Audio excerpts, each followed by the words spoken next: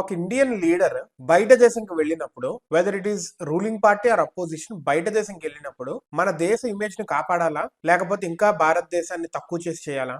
Global ఏరియాలో, global platforms లో నా దేశం గొప్పది, డెవలప్ అవుతుంది, ఇన్వెస్ట్మెంట్స్ రండి దేశానికి అని పిలవాలా వద్దా? నువ్వు ఆపోజిట్ లో లైక్ అపోజిషన్ లో ఉంటే దేశం పాడైపోయింది, కంపు అయిపోతుంది, దేశం అస్సలు బాగోలేదు, నేను వస్తేనే దేశం బాగుంటది అన్నట్టు మాట్లాడతారా?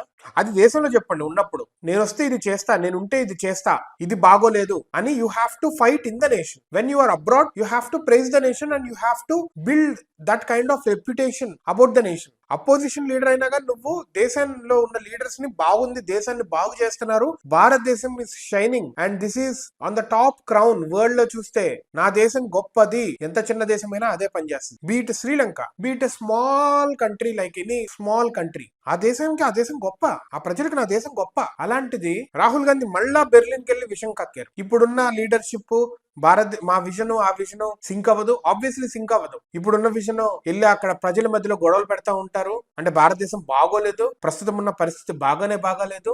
Why are talking that in abroad? బయట దేశాలకు వెళ్ళి నీ దేశాన్ని ఎందుకు తక్కువ చేసుకుంటాం? బయట దేశాలకు వెళ్ళి ఎందుకు నీ ప్రజల్ని కించపరచడం? If you have a problem with the opposition leaders, you directly discuss with them or else you discuss with people in the nation who are gonna vote. ఎంత వయసు వచ్చింది నీకు?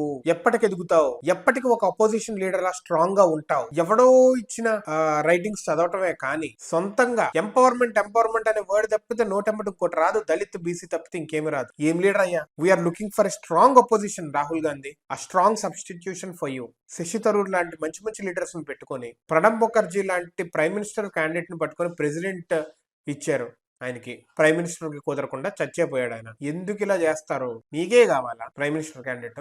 నీకు ఆ అర్హత లేదు. ఒకవేళ అర్హత కావాలి అంటే you have to learn a lot. Bharat Jodo Yatra చేసి ఎక్కడ చేసినా బీసీలు, ఎస్సీలు, ఎస్టీలు అనేది అంటావే కానీ, రిజర్వేషన్ అంటావే కానీ, when will you grow? When will you save India, the image of India? దాన్ని నువ్వేం పెంచొద్దు, ఉన్నదాన్ని తుంచొద్దు దయచేసి.